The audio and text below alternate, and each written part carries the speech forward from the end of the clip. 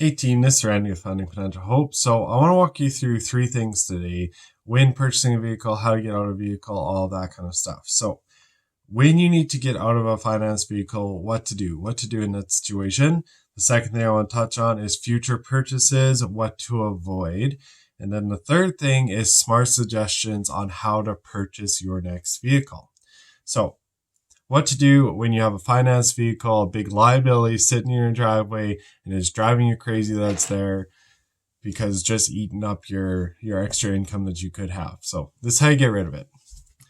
If you owe more than what the car is worth or the vehicle is worth on your driveway, you have to cover the difference. The bank will not release the title, or the insurance company will not release the title of your vehicle until the loan is paid in full.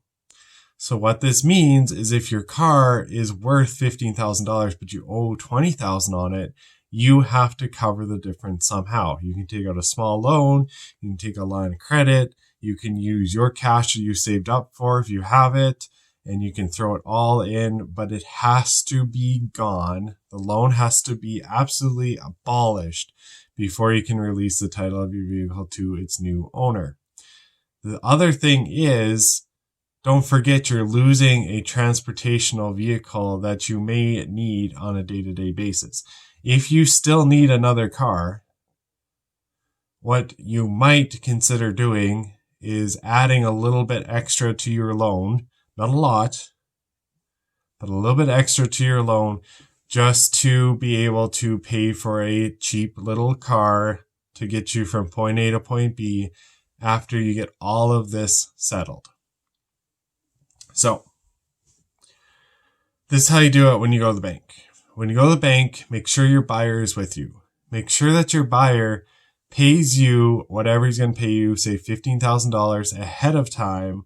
Then you go up to the bank, you say, I want to pay off my car loan, whatever you figure out. It can be on online banking too, it doesn't really matter. And then you pay that off, you give them the $15,000, you tell them to transfer the additional $5,000 in to cover the whole entire loan. Only then will your car title be released and your new owner can put their name on the title going forward. So that's how you get out of a car loan. Let's go on to my next point, which is future purchase and what to avoid with a future purchase. Number one, don't buy a new car. Don't buy a new car. Did you know that a new car drops 30% of its value in the first year of driving? And most of that 30% happens in the first month of you driving off the lot. So that's crazy. That's nuts. And by the end of 5 or 6 years, you have lost 60 or 70% of your car's value.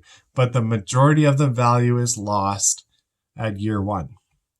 So buying a brand new car is a bad idea.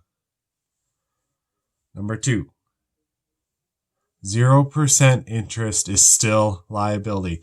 See, a lot of people will argue that 0% interest is free money. I'll just pay the payments. You still have payments on 0% interest. The liability doesn't go away. Just because you're paying less interest doesn't mean that there's not liability with it. At the end of the day, if you can't make your payments, you might get your vehicle repossessed. And if you care about your credit score is going to be seriously hit really, really hard if you can't make those payments. And we just talked about it. A brand new vehicle, which 0% only works on, you only get 0% financing on a brand new vehicle. It drops 30% in your first year. So that's a poor investment to just get 0% financing on a vehicle. Okay, next.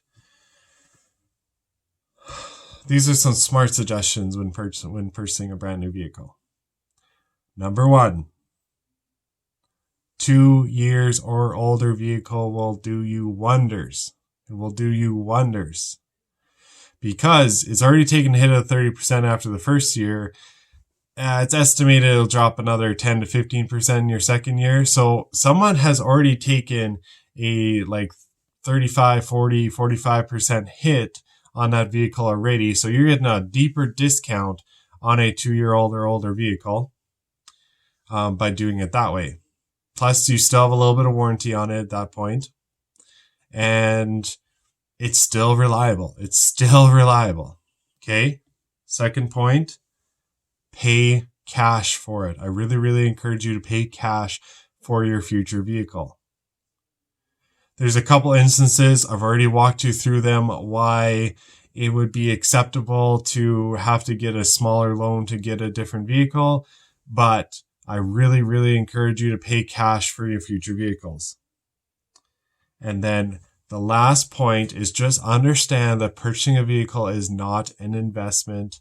It's a liability. It's always going down in value. So make the smartest purchase you can with something that's going down in value and is not an asset in your life. I'm cheering for you. Keep winning.